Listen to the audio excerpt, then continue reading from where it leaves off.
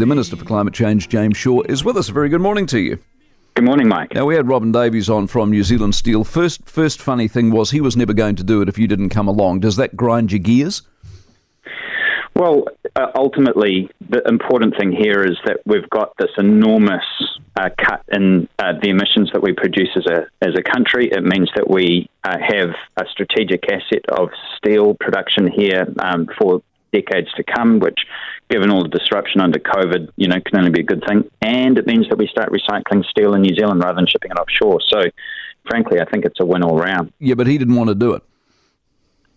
Well, I think he would rather cut the emissions from his operations than not.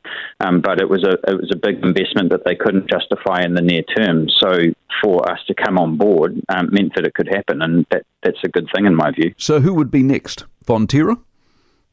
Well, I can't get into any specific company, but we are looking for other arrangements where we can cut New Zealand's emissions profile. So, that is something that the vast majority of New Zealanders have said that they're worried about climate change and they want the government to do more. And so are negotiations with other companies underway?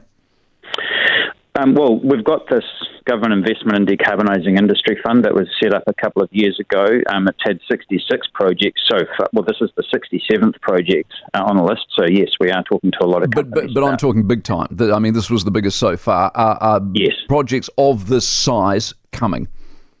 I would hope so. Well, what do you mean you hope so? Are there negotiations underway, or is there nothing further to report? Well, what I'm saying is I can't reveal any commercial negotiations. Oh, no. I don't want you to. All I'm saying is, are there commercial negotiations going on that will be revealed in time? Yes. Right. With Fonterra? Mike, you just said that you didn't want me to get into any specific. They already had, here's the other irony, they already had arc furnaces as far back as the 60s, and they all got mothballed, so we're sort of buying stuff they already had. Well, those old electric arc furnaces were, I've heard from one technician who operated them that they were absolute dogs. They were inefficient, they were dirty, they didn't do the job, and that's why they were mothballed. These new, the new electric arc furnace will be state-of-the-art.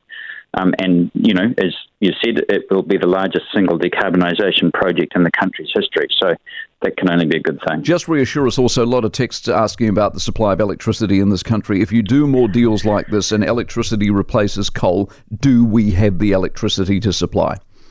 Well, we will. And that's one of the really important things of this We will or we do? Deal. Well, we will, because this deal also includes a power purchasing agreement with Contact Energy. So they're going to invest $1 billion in new electricity generation that will be 100% renewable, and that will supply everything that the arc furnace needs. When's that online? Well, at the time that the arc furnace is online. 2027. You'd need to talk to Contact Energy about the specifics. So you don't know that well, what I'm saying is the arc furnace is on in 2027, and I know that development in power generation takes quite a long time, and 27 isn't that far away. Is it possible it's not online in 2027 and we're stretching the power grid? Contact Energy have said that they are going to be supplying that the electric arc furnace from the moment that it switches on. Okay. That's part of the arrangement. In fact, Mike, it also allows Contact Energy not to have to operate their fossil fuel peaking plants because of the nature of the agreement. So it's it has kind of benefits for other electricity users there as well. Good. What happened to the carbon market? Well, obviously markets go up and markets go down. No. I mean specifically, why have we suddenly gone off the carbon market and off planting trees, and we're into funding these companies? Why don't these people just offset their emissions? Well, I think as we've canvassed a number of times on this show before, you can't just plant your way out of it. Whilst we do need to draw carbon dioxide out of the atmosphere using forests, it's actually better not to put the pollution into the atmosphere in the first place. Okay. Do you find it ironic, as I did when I talked to Robin Davies from New Zealand Steel, that the very company he works for is doing the exact opposite to what he's doing here in Australia, because they're looking at a blast furnace that's going to be burning coal for at least 2 decades? Well, it's an existing blast furnace that they're refurbishing, and obviously it would be better if they didn't. But the issue there is that plant is 5 times the size of the one that we've got here at Glenbrook, and they don't have a reliable supply of scrap steel that they can use for that, and they don't have enough electricity in their grid to supply an electric arc furnace. But don't you see the irony of this? You're making an imprint in New Zealand to try and save the planet. Meantime, a couple of hours flight away, they're doing the exact opposite. Hence, nothing changes. Well, I would say that what that shows is that we've got our policy settings right here in New Zealand, and the Australians are playing catch-up. Correct, and they're playing catch-up for 2 decades. So how much money, time and energy do we want to put into something that the net achievement for the world is negative?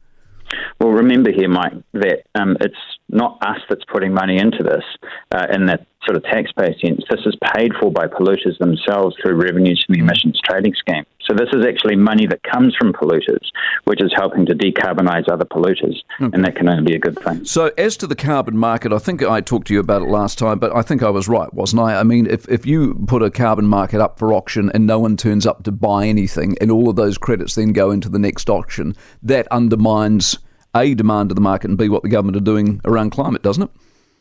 Well, it doesn't. I mean, no, it doesn't undermine demand because demand determines whether units get sold into the market and at what price. But there was no demand. That's right. It's a reflection of demand at the moment. Now, the Climate Change Commission tells us that there is a significant oversupply of units that are sloshing around from the last decade. And their advice to us is that we need to, try and shrink that oversupply, and then you will see demand and prices respond. But if you can't get any money from the carbon auction, you can't take the money you don't have and put it into programs like you've announced over the weekend. Well, the money that is, the $140 million that's going into the Glenbrook plant comes out of the Government Investment in Decarbonising Industry Fund, which comes out of Budget 22. Obviously, we don't know what next year's revenues will be yet. Well, at the moment, from the auction, there's zero. Well, we've only had one auction this year, and from that, you've got zero. Yeah, and there's still 3 to go.